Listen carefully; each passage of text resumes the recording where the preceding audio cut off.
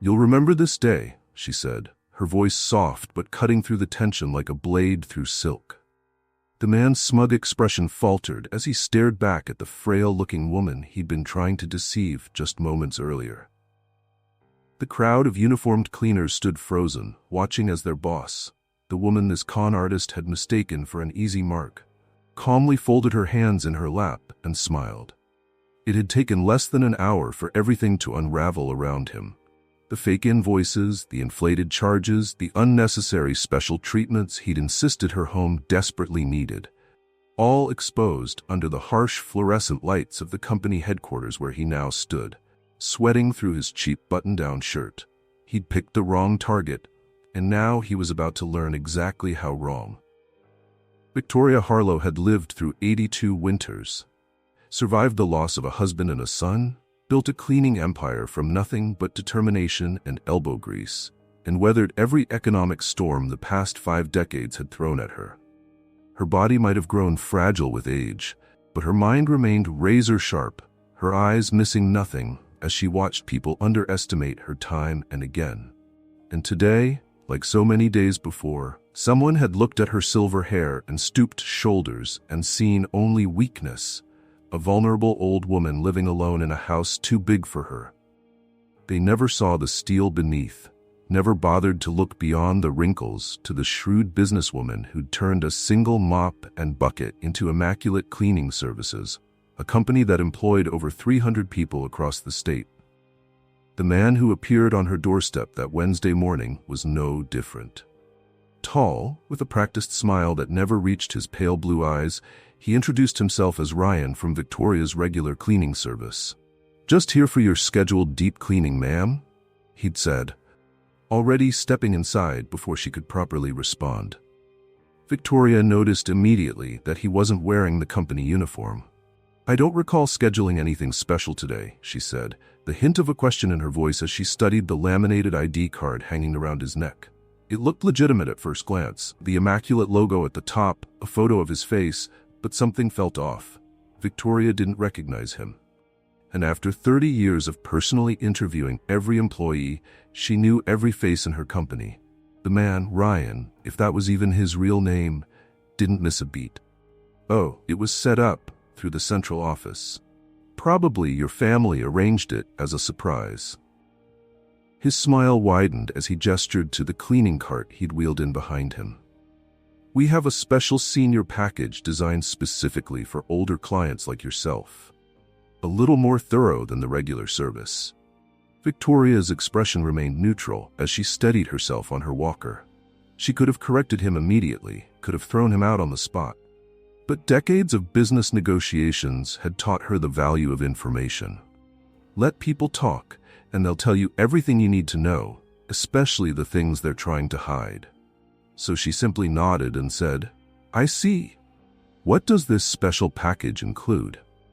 Ryan seemed to relax at her apparent acceptance, his shoulders loosening as he pulled out a tablet and began scrolling through what looked like a service menu. "Well, we do all the regular cleaning, of course, but we also include deep carpet extraction, upholstery treatment, disinfection of high-touch areas, special focus for seniors who might be more vulnerable to illness, you understand." His voice took on a practiced concern that made Victoria's skin crawl. "We also check for safety hazards around the home. Loose rugs, poor lighting in hallways, bathroom dangers. Falls are the #1 cause of injury for people your age." He glanced around her immaculate living room, clearly looking for problems he could identify and charge her to fix. Victoria had heard similar pitches 100 times before. Contractors, handymen, specialized service providers, all looking at her gray hair and seeing dollar signs. She'd fired employees for far less than what this man was attempting. But she remained patient, listening as Ryan continued to outline services she knew her company didn't offer, at prices that were clearly inflated. The complete package normally runs at $950, but for longtime customers like yourself, we're authorized to offer a senior discount. Today, we can do the whole thing for just $795. He presented the figure with a magnanimous smile, as if he'd just handed her a gift rather than a wildly overpriced scam.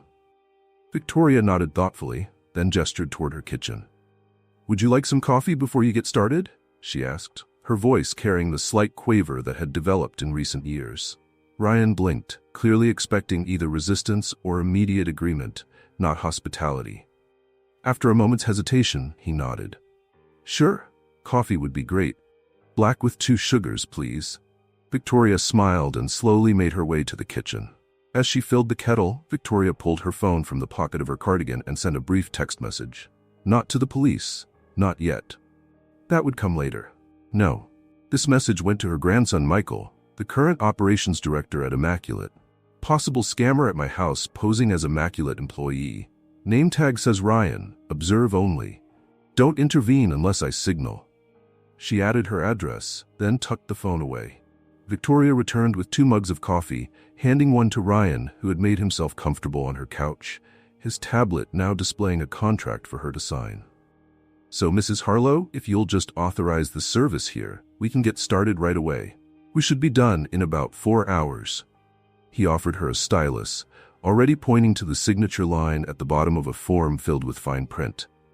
You know, Victoria said, settling into her armchair across from him, I've been using Immaculate for quite some time now. I'm surprised they didn't notify me about this special package before. She took a deliberate sip of her coffee, eyes never leaving his face. Ryan's smile flickered for just a moment before returning, a bit strained around the edges now. Well, it's a newer service we're rolling out, he explained, shifting slightly in his seat. The company's expanding its offerings, especially for our long-term clients. We're actually hoping to get feedback from valued customers like yourself. The lie flowed smoothly, practiced. Victoria imagined how many elderly people he'd already scammed with this routine, how many had been too trusting or too confused to question him. Expanding offerings, Victoria repeated thoughtfully. That's interesting. I wasn't aware of any new service packages being developed. She watched as a flicker of uncertainty crossed his face, quickly replaced by confident reassurance.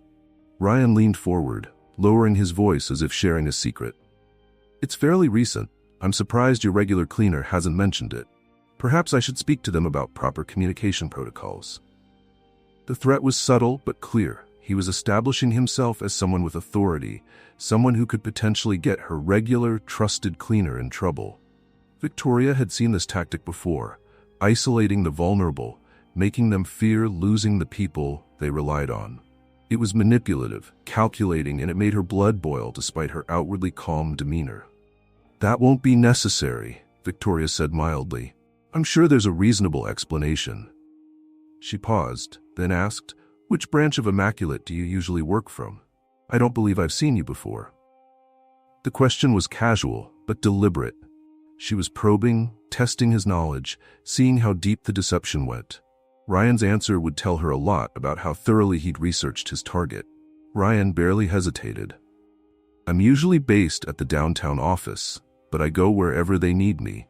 Been with the company about 3 years now. His lie had the confidence of someone who'd researched enough to know Immaculate had a downtown branch, but not enough to know that Victoria visited that location every Tuesday for lunch with the branch manager, her niece, who would certainly have mentioned a new employee named Ryan. Victoria nodded, as if accepting this. And who's your supervisor there? Perhaps I've met them. She asked this knowing every supervisor's name, having personally promoted most of them. Ryan took a sip of coffee, his eyes darting briefly to the side, a telltale sign of fabrication. That would be Mark Johnson. He's been with the company about 10 years, I think. Another mistake. There was no Mark Johnson at any branch of Immaculate, nor had there ever been. Victoria allowed herself a small smile, hidden behind her coffee mug.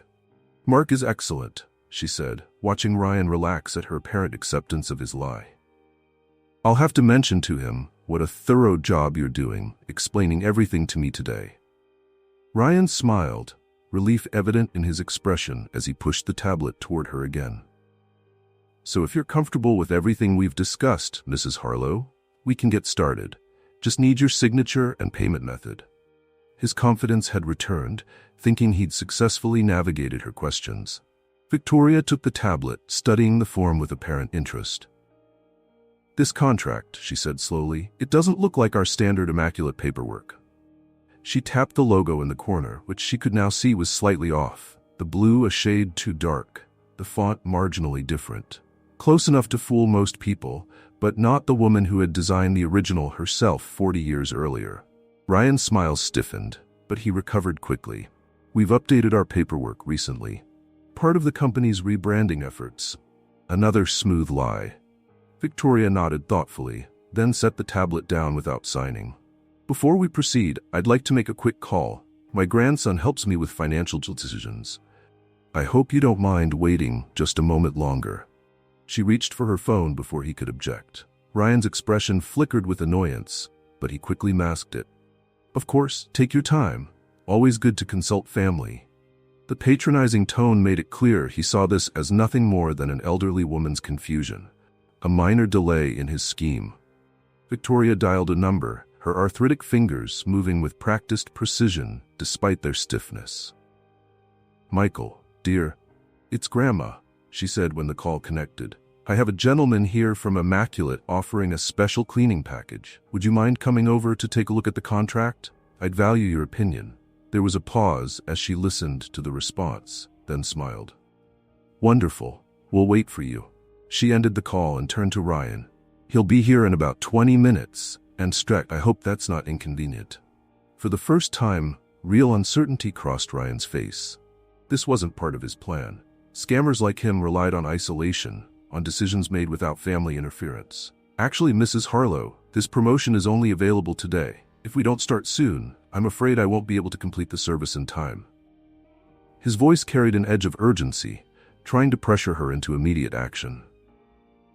Victoria tilted her head slightly, her eyes never leaving his face. Oh? That wasn't mentioned before. It seems strange that such a comprehensive service would be limited to a single day, especially for long-term customers. Her voice remained gentle, but there was steel beneath it now, challenging his narrative. Ryan shifted uncomfortably under her steady gaze. It's a limited-time offer to introduce the new service, he explained, the words coming faster now. Corporate sets these deadlines, not me. I'm just trying to make sure you don't miss out. His eyes flicked toward the door, then back to her. Victoria could almost see the calculations happening behind those eyes, weighing whether to push harder or cut his losses. I see, Victoria said, placing her coffee mug down with deliberate care. Well, I suppose we could start the basic cleaning while we wait for Michael. That way, you can at least begin.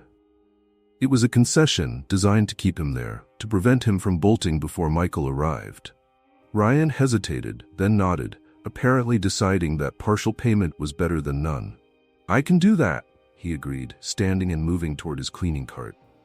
I'll start with the living room and kitchen, then move to the more specialized treatments once your grandson approves. Victoria watched as he pulled out cleaning supplies, a spray bottle, some rags, and gloves. At least these appeared legitimate, though she noted he seemed unfamiliar with proper handling techniques. Ryan moved through the motions of cleaning, but Victoria observed how he skipped proper protocols, missed corners, and used products incorrectly. No properly trained Immaculate employee would ever clean a wooden surface with that particular solution, nor would they neglect to move smaller items when dusting. Each mistake confirmed what she already knew.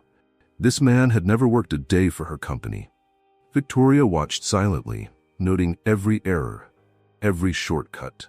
In her younger days, she had personally trained hundreds of cleaners, instilling in them the attention to detail and thoroughness that had made Immaculate the gold standard in the industry.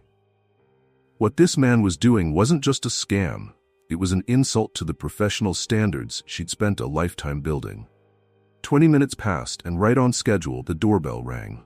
Ryan paused in his half-hearted dusting of the bookshelf, his expression carefully neutral, but his body language tense. Victoria called out, "Come in, Michael." The door opened to reveal not just Michael, but also Teresa, Victoria's head of security, and David, her legal counsel. All three wore Immaculate name badges and expressions of professional concern. Michael crossed the room to kiss his grandmother's cheek, but his eyes were on Ryan, taking in every detail from the fake name badge to the improperly organized cleaning cart. "Grandma, are you all right?" he asked, though his tone made it clear he already knew the answer. Victoria smiled reassuringly, patting his hand. Perfectly fine, dear. Mr. Ryan here was just explaining a new special cleaning package to me. Ryan stood frozen, spray bottle still in hand, as Teresa moved to block the nearest exit. His eyes darted between the three newcomers, recognition dawning on his face. These weren't just concerned family members, they were company executives. The sudden shift in power was palpable, the air in the room charged with tension. I was just doing my job, he said, his voice significantly less confident now. Your job, Michael repeated, his voice dangerously quiet. And who exactly do you work for, Ryan? If that's even your real name. He stepped closer, his posture protective as he positioned himself between the scammer and his grandmother. Ryan swallowed visibly, his confidence evaporating under the collective stare of the immaculate leadership team. Look, there's been a misunderstanding. I should go. I'm afraid that's not an option, Teresa said, her security background evident in her authoritative tone. She held up her phone, showing that she was recording. We have you on camera impersonating an immaculate employee, attempting to defraud a customer, and trespassing in a private residence under false pretenses. The police have already been notified. They should be here any minute.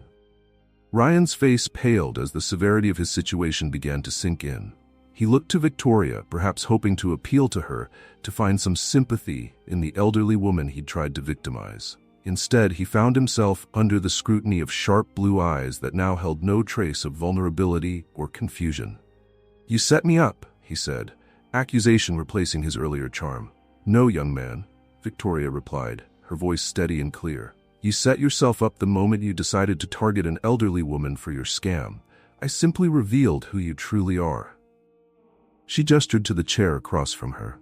I suggest you sit down and wait for the authorities, unless you'd prefer Teresa escort you out in handcuffs. She's fully certified to make citizens' arrests, I assure you. Ryan sank into the chair, defeat written across his features. The cleaning supplies he'd been holding were set down with trembling hands. The four of them watched him in silence, the only sound in the room the ticking of the grandfather clock in the corner. Victoria felt no satisfaction in his distress, only a deep sadness that people like him existed, preying on those they perceived as weak. How did you know? Ryan finally asked, breaking the heavy silence. I've done this dozens of times, and no one's ever. He trailed off, suddenly aware of what he was admitting. Victoria leaned forward slightly, her hands folded neatly in her lap. You made several mistakes. First, you claimed to work for Immaculate without wearing our uniform. Every employee wears navy blue with our logo embroidered on the chest. Michael stepped forward, picking up the tablet Ryan had tried to get Victoria to sign. Your contract is a poor imitation. Wrong font, wrong color scheme, wrong layout. Our legal team reviews all company documents, and this, he turned the tablet to show the fake form. This wouldn't pass even the most basic inspection. David, the company lawyer, nodded in solemn agreement, already making notes. But your biggest mistake, Victoria continued, her voice taking on a hardness that made Ryan shrink further into his seat, was assuming that my age makes me an easy target.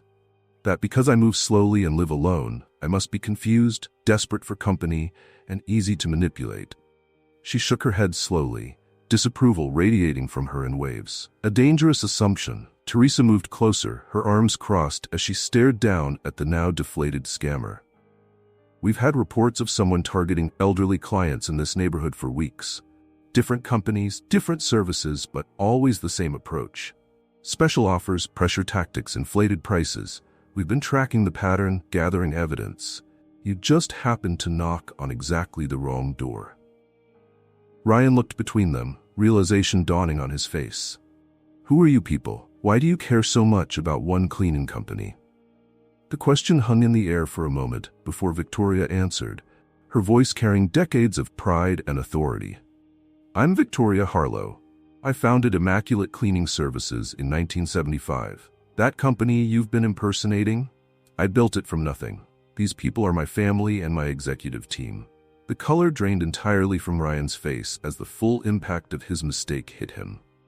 He targeted the owner of the very company he was pretending to represent, a woman who knew every detail of how her business operated, who could spot the flaws in his impersonation immediately. I didn't know, he stammered, his voice barely audible. I just picked the company because it has a good reputation. I didn't realize that the elderly woman you were scamming might actually be someone important." Michael finished for him, his voice sharp with disgust. "That's the problem with people like you. You see gray hair and a walker and think you found a victim, never considering that you might be facing someone with twice your intelligence and 10 times your experience." The sound of a police siren grew in the distance, and Ryan's shoulders slumped in defeat. There would be no talking his way out of this, no charm or persuasion that could undo what he'd attempted. Victoria watched him, not with anger, but with a sort of detached pity. How little imagination it showed, she thought, to look at the elderly and see only targets rather than the wealth of knowledge and strength they possessed. 2 police officers arrived minutes later, entering with professional efficiency after Teresa briefed them at the door. Ryan didn't resist as they asked him to stand, to turn around, to place his hands behind his back. The metallic click of handcuffs echoed in the quiet living room.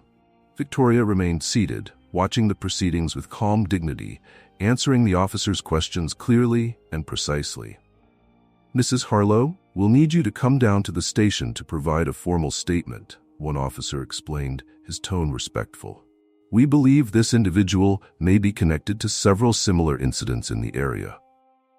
Victoria nodded, already reaching for her purse. "Of course, officer.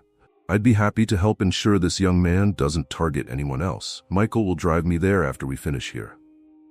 As the police prepared to take Ryan away, Victoria raised a hand, stopping them momentarily. "One moment, please."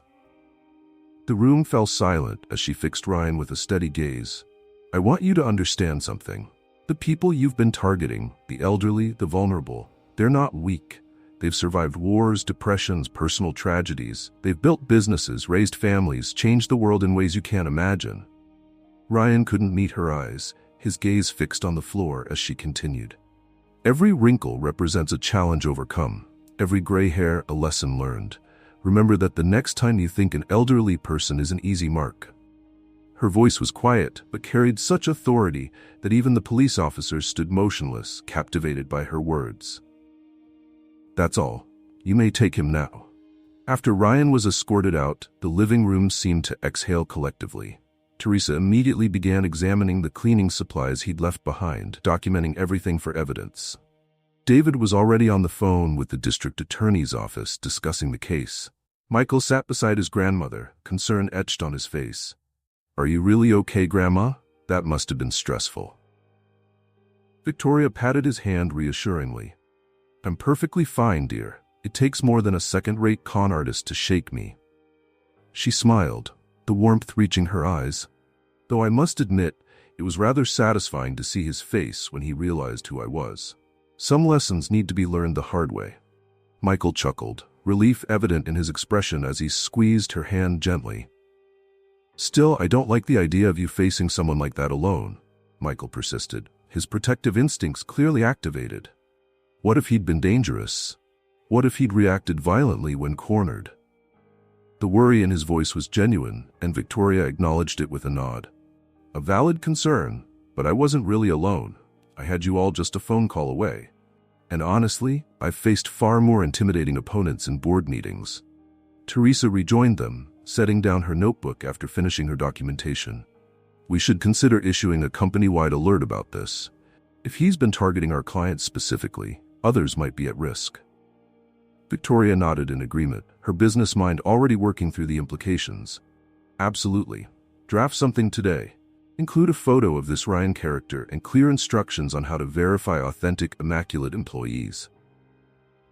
"I've already spoken with Detective Harrison," David said, ending his call and rejoining the group. "They've been building a case against this individual for months. Apparently, he's hit at least 7 elderly residents in the area, posing as representatives from various service companies. Your evidence might be what they need to put him away for a significant time." Victoria nodded, satisfaction evident in her expression. As the others discussed next steps, Victoria's thoughts drifted to the other victims, those who hadn't had her advantages. Her knowledge, her resources, her support system. Elderly individuals living alone, perhaps with limited contact with family. Trusting, because they came from a generation where a person's word meant something. How many had handed over their savings to this man or others like him? "Michael," she said suddenly, interrupting the ongoing conversation. "I want to offer free security consultations to all our elderly clients. Basic education about common scams, verification procedures, who to call if they're unsure about something." Her voice grew stronger as the idea took shape. "We can partner with the police department's community outreach program, use our existing relationships to protect those most vulnerable." Michael's face lit up with understanding. "Turn this negative into a positive. Show that Immaculate doesn't just clean homes, we help protect them." He was already pulling out his phone, making notes. "We could create an information packet, maybe even a small workshop series, security for seniors or something similar." Victoria nodded, pleased with how quickly he'd grasped the potential. "We should also review our own security protocols," Teresa added, ever the professional. This man had our logo, a convincing enough ID badge to get through the door, and knowledge of our service areas. We need to understand how he obtained that information and ensure it doesn't happen again. Her fingers moved rapidly across her tablet as she created action items for her team. Victoria listened to her executive team work, pride warming her chest. This was why Immaculate had thrived for nearly 5 decades. This ability to adapt, to see challenges as opportunities, to maintain integrity even when tested.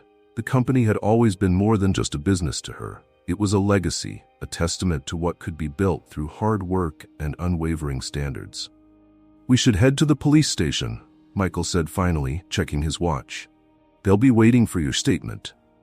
He stood, offering his arm to help Victoria up. She accepted it gratefully, practical, not proud, and gathered her purse. As they prepared to leave, she paused to look around her home, at the cleaning cart still sitting in her living room, at the evidence of how quickly an ordinary day could take an extraordinary turn. The police station was busy when they arrived, officers moving purposefully through the corridors, telephones ringing in the background. Detective Sarah Martinez greeted them at the entrance, her handshake firm, her eyes sharp and assessing. "Mrs. Harlow, thank you for coming in. I understand you had quite the morning." There was a note of respect in her voice as she led them to a quiet interview room. "Just another Wednesday," Victoria replied with a small smile, settling into the offered chair. "Though I admit, it's not every day I help catch a criminal before lunch." Detective Martinez laughed, the sound genuine despite the professional setting. She placed a recording device on the table between them, explaining the procedure for taking Victoria's statement, the potential for this case to go to trial. Victoria recounted the morning's events with precision, leaving nothing out. She described Ryan's approach, his tactics, the red flags she'd noticed, and how she'd played along while alerting her team. Michael added details about their arrival and the evidence they'd gathered. Detective Martinez listened intently, occasionally asking clarifying questions, but mostly allowing Victoria to tell the story in her own words. "You mentioned he admitted to targeting others," the detective said, leaning forward slightly. "His exact words, if you can recall them?" Victoria closed her eyes briefly, focusing on the memory.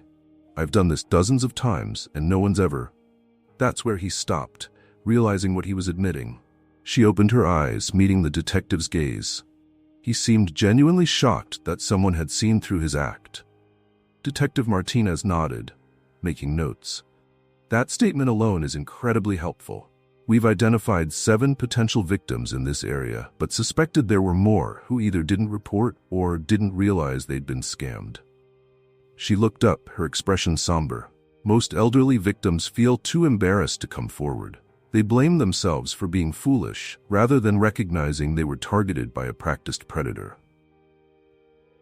Victoria's jaw tightened at this. There's nothing foolish about expecting basic human decency.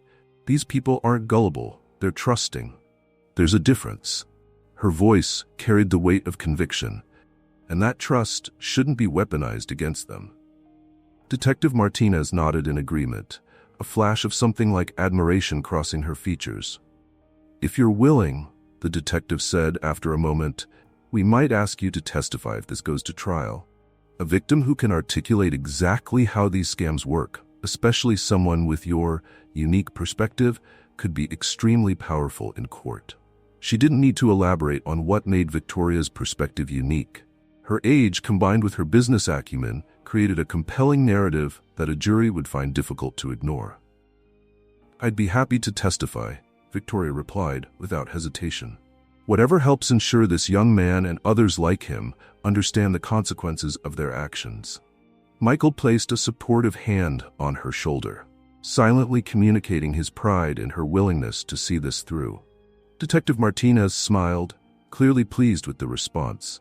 As they worked through the remaining formalities, signing statements and reviewing potential next steps, Victoria found herself thinking about Ryan. Not with anger, but with a sort of clinical curiosity. What series of choices had led him to this point? What had convinced him that taking advantage of the elderly was an acceptable way to make a living? Had he ever considered the real impact of his actions? The interview concluded, Detective Martinez escorted them back to the lobby. "We'll be in touch as the case progresses," she said, handing Victoria her card. "And Mrs. Harlow, what you did today was remarkable. Not everyone would have had the presence of mind to handle the situation as you did." Victoria accepted the compliment with a gracious nod, though internally she recoiled slightly at the surprise in the detective's tone. Another reminder of how the elderly were often underestimated. Outside the police station, Michael helped Victoria into the car, concern still evident in his expression. "Home, Grandma? Or would you like to stop by the office? The team would love to see you after all this excitement." Victoria considered for a moment, then smiled. "The office, I think. After all, we have a new security initiative to plan, don't we? No time like the present." The immaculate headquarters buzzed with activity as Victoria entered, Michael at her side. Employees straightened as she passed, offering respectful greetings. Word had already spread. Not the full story yet, but enough for them to know something significant had happened.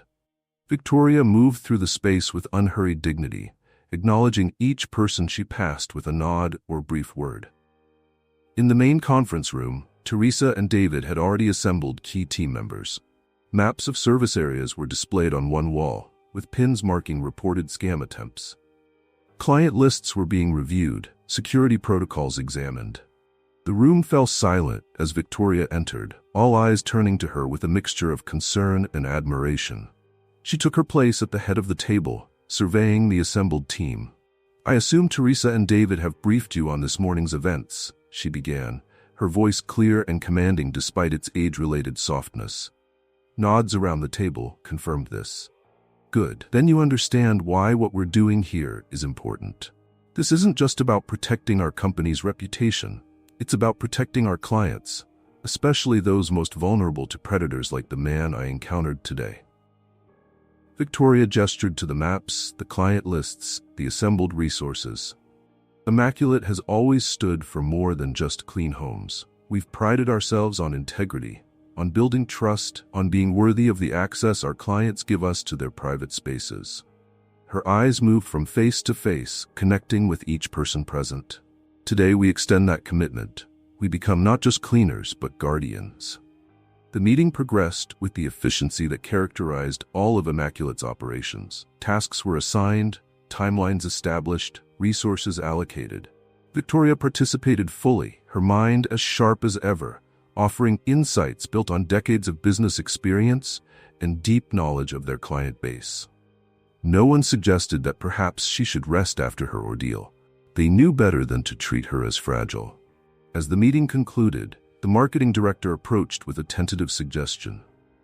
"Mrs. Harlow, would you consider being the face of this new security initiative? Your personal experience would make the message much more impactful." Victoria raised an eyebrow, considering the proposal. Normally, she preferred to work behind the scenes, letting younger executives represent the company publicly. But in this case, perhaps her age was an asset rather than a liability. "I'll think about it," she replied, neither accepting nor rejecting the idea outright. "Send me a proposal by tomorrow, what it would entail, the messaging we'd use, how we'd frame the narrative." The marketing director nodded eagerly, already seeming to plan the campaign in her head. Victoria suppressed a smile. Youth and enthusiasm combined with age and experience. It was a powerful combination, the secret to Immaculate's continued success. By late afternoon, Victoria was finally ready to return home. The day had been long and eventful, more physically taxing than she cared to admit. Michael insisted on accompanying her, ensuring her house was secure, that nothing had been disturbed during the earlier commotion. "I could stay tonight," he offered, as he checked the locks one final time. "Just to be sure everything's okay." Victoria shook her head, smiling at his protectiveness. "That won't be necessary, dear. I've been taking care of myself for quite some time now." She patted his cheek affectionately. Besides, Teresa already arranged for additional security patrols tonight, though I told her it was excessive. I suspect our friend Ryan is the only one who had an unpleasant surprise today. Michael looked like he might argue, but instead sighed in resignation. "At least promise you'll call if anything seems off, anything at all." His concern was touching, if unnecessary. Victoria had lived through World War II, the Cold War, and the loss of her husband. A thwarted scammer hardly registered as a significant threat in the grand scheme of her life experiences. "I promise," she said, knowing it would ease his mind. "Now go home to your family. They've barely seen you all day because of this drama." Michael hugged her gently before leaving, his protective love evident in the careful way he embraced her, mindful of her fragile bones, but never treating her as though she might break. Alone in her house once more, Victoria moved through her evening routine with practiced efficiency.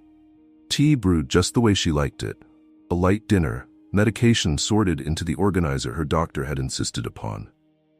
As she settled into her favorite chair with a book, her phone chimed with a message. It was Detective Martinez. "Thought you'd want to know. Ryan Baker, real name, has been formally charged. Multiple counts, bail denied due to flight risk. Your evidence was crucial. Thank you." Victoria set down the phone, satisfaction settling over her. Justice worked, sometimes. Not always, not perfectly, but today it had. She thought of the other victims, those who hadn't been fortunate enough to recognize the scam for what it was. Tomorrow, she would begin working on the new initiative to protect them. Tonight, though, she would allow herself to rest, to acknowledge that her age, the very thing Ryan had tried to exploit, had given her the wisdom to stop him. The following morning dawned clear and bright, Victoria's home quiet once more. The disruption of yesterday felt distant now, like a strange dream. She was halfway through her morning tea when the doorbell rang. This time it was Maria, her regular cleaner, dressed in the proper immaculate uniform. "Mrs. Harlow, I heard what happened yesterday. Are you all right?" Maria's concern was genuine, her eyes scanning Victoria's face for signs of distress. "Perfectly fine, Maria," Victoria assured her, stepping aside to let the trusted employee in. Though I must say, the man's cleaning technique was atrocious. He used furniture polish on the kitchen countertops. This detail, small but significant to anyone who understood proper cleaning protocols, made Maria gasp in professional horror. "A criminal and a cleaning fraud," she muttered, shaking her head as she set up her equipment. While Maria worked, Victoria received a call from her company's PR director. The story had leaked to local media. Not surprising in a city where interesting news traveled fast. "They're calling you a hero, Mrs. Harlow," the PR director explained, barely containing her excitement. "Channel 5 wants an interview. The Senior Citizens Alliance is asking if you'd speak at their next safety workshop. This could be huge for our new security initiative." Victoria considered the possibilities. Normally, she shied away from publicity, preferring to let her work speak for itself. But this was different. This wasn't about promoting Immaculate. It was about protecting others who might not have her advantages. "Schedule the interview," she decided, "but on our terms. Here, at headquarters, and make sure they understand I'm speaking as both a business owner and a concerned citizen. This isn't about publicity." By noon, Victoria was seated in Immaculate's main conference room, a news crew setting up lighting and cameras around her. Michael hovered nearby, still protective, still concerned that the attention might be too much. "You don't have to do this, Grandma," he reminded her quietly. "We can issue a statement instead." Victoria patted his hand reassuringly, then straightened her pearl necklace, a gesture of preparation she'd made before thousands of business meetings. "Some messages need a face, Michael," she replied. "Especially when the message is about not underestimating that face." The reporter, a polished woman in her 30s, approached with a microphone and a practiced smile. Victoria met her gaze directly, her posture perfect despite the curve of age in her spine. The cameras began rolling, red lights blinking into life, and Victoria Harlow prepared to transform her personal experience into a public service. "Mrs. Harlow, you encountered what police are calling a serial elderly scammer yesterday," the reporter began, her voice carrying the dramatic intonation of local news. "But instead of becoming his next victim, you turned the tables on him. Can you tell us what happened?" Victoria nodded, her expression composed, dignified, showing none of the indignation she still felt when recalling Ryan's condescending manner. "I recognize the signs because I've spent decades in the service industry," Victoria explained, her voice clear and measured. "The inconsistencies in his story, the pressure tactics, the rush to payment, these are red flags everyone should watch for. But what this young man really banked on was that I would be too confused, too intimidated, or too lonely to question him. He saw my walker and my wrinkles and thought he'd found an easy target." The interview continued, Victoria describing the incident in detail, offering practical advice for viewers on how to verify service workers' identities, how to resist pressure tactics, when to call for help. She didn't portray herself as exceptionally clever or brave, just experienced, observant, and unwilling to be victimized. "The best defense," she emphasized, looking directly into the camera, "is preparation and community. Know who should be at your door before they arrive. Have someone to call if you're uncertain." When the reporter asked about her feelings toward the scammer, Victoria paused, considering her answer carefully. "I feel disappointment," she finally said, her tone thoughtful rather than angry. Disappointment that he chose to use his intelligence and charisma to harm rather than help. Disappointment that our society still views the elderly as disposable, as marks rather than mentors, and disappointment in a system that often fails to protect its most vulnerable citizens. The interview concluded, but Victoria wasn't finished. She introduced the new Immaculate Homes Security Initiative, explaining how her company would be offering free workshops, information packets, and verification services to elderly clients and community members. "This isn't just about business," she said, passion evident in her voice. "This is about dignity, about recognizing that age doesn't diminish a person's right to security and respect." After the news crew packed up and left, Victoria remained in the conference room, suddenly feeling the weight of the day pressing down on her. Michael brought her a cup of tea, concern evident in his expression. "You were amazing," he said, sitting beside her. "But I can tell you're exhausted. Let me take you home." Victoria nodded, allowing herself this small concession to her physical limitations. The spirit remained willing, even when the body protested. That evening, as Victoria prepared for bed, her phone rang again. It was Detective Martinez with an update that made Victoria sink slowly onto the edge of her bed. "We've identified 12 more victims," the detective explained, her voice heavy with the magnitude of the situation. "Elderly residents across 3 counties, most lost thousands, some as much as $20,000. Your statement helped open the floodgates. People realized they weren't alone, that they shouldn't be ashamed." Victoria listened as Detective Martinez detailed the expanding case, the pattern of exploitation that had targeted dozens of seniors.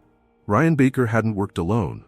He was part of a network, a systematic operation designed to identify vulnerable elderly residents and extract maximum profit through various scams. The police were now investigating connections to similar operations in neighboring states. "Your red cap cleaner was just the tip of the iceberg," Martinez concluded. Sleep came slowly that night, Victoria's mind busy with the implications of what she'd learned. The problem was bigger than one scammer, one company, one neighborhood. It was systemic, predatory, and devastatingly effective against those least able to absorb financial losses. As she finally drifted off, Victoria was already planning her next moves. This battle had found her by accident, but she would engage in it deliberately now, with all the resources at her disposal. The weeks that followed transformed Victoria's quiet life into a whirlwind of activity. The security initiative expanded beyond Immaculate's client base, reaching senior centers, retirement communities, and church groups throughout the city. Victoria made appearances where she could, her presence lending credibility to the effort, her story serving as both warning and inspiration to other elderly citizens who'd felt increasingly vulnerable in their own homes. Ryan Baker and 3 associates were formally charged with multiple counts of fraud, impersonation, and elder abuse. Their case made headlines, bringing renewed attention to the issue of scams targeting seniors. Victoria was cited in several articles, not as a victim, but as the catalyst who had helped break the case open. She received letters from other seniors who'd been targeted, some grateful for her example, others sharing their own experiences of being underestimated.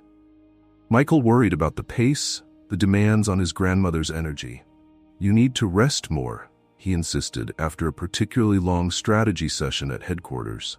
"The company can handle this without you being present at every meeting, every event."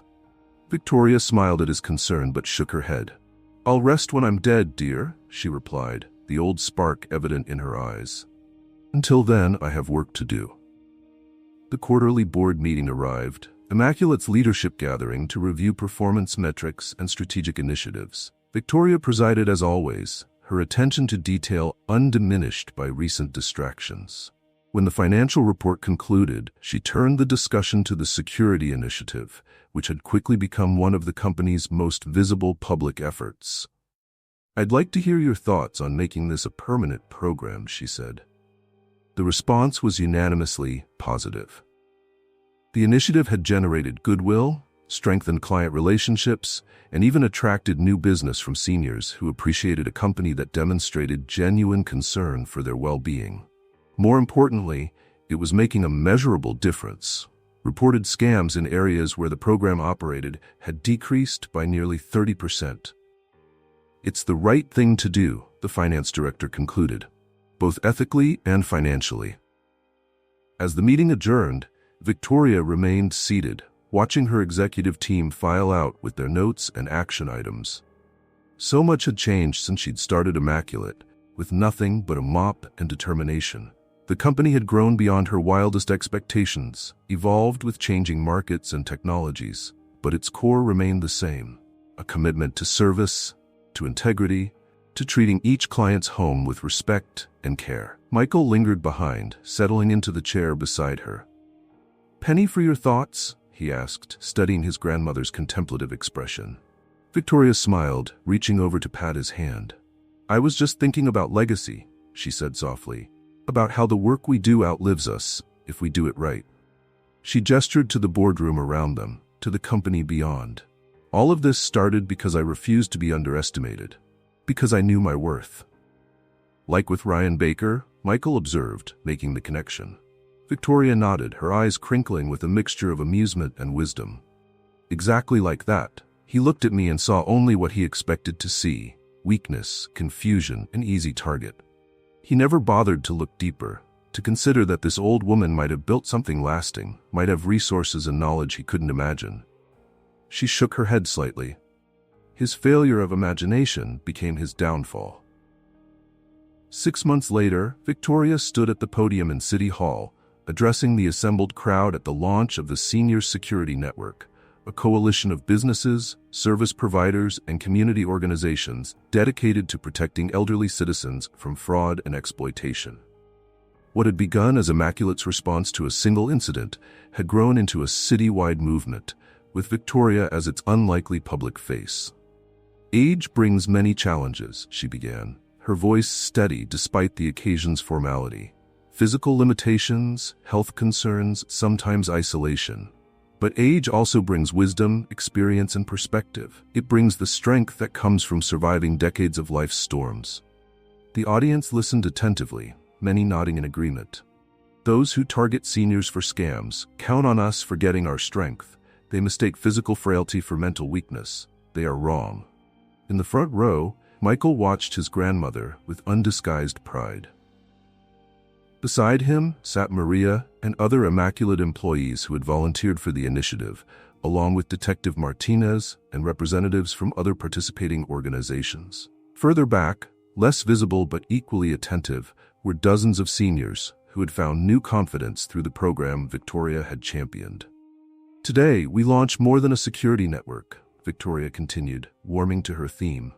We launch a reminder that value doesn't diminish with age, that vulnerability is not the same as helplessness, that communities are strongest when they protect their most experienced members. Her eyes swept across the audience, connecting with those who understood the message most personally. We refuse to be unseen. We refuse to be underestimated. As Victoria concluded her speech to enthusiastic applause, a news reporter approached the podium for a final question. Mrs. Harlow, what would you say to Ryan Baker today if you could speak to him? The room quieted, all eyes turning to Victoria, curious about her response. She considered the question carefully, her expression thoughtful rather than vengeful.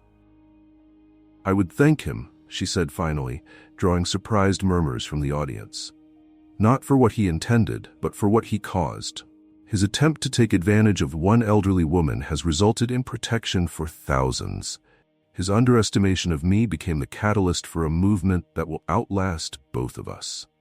Victoria's smile held no malice, only the serene confidence of someone who had turned adversity into purpose. Sometimes, the best revenge is building something better from the wreckage of someone else's mistake. The applause that followed was thunderous, people rising to their feet in recognition of the truth in her words. Victoria stood tall despite her years, despite her walker, despite the physical frailties that had once made her a target. She had transformed a moment of vulnerability into a platform for strength, a personal affront into a public good. As cameras flashed and the crowd cheered, Victoria Harlow smiled, knowing that her greatest achievement wasn't the company she'd built or even the movement she'd inspired. It was proving, one final time, that appearances could be deceiving, and that power resided not in youth or physical strength, but in wisdom, resilience, and the courage to stand firmly in one's own worth.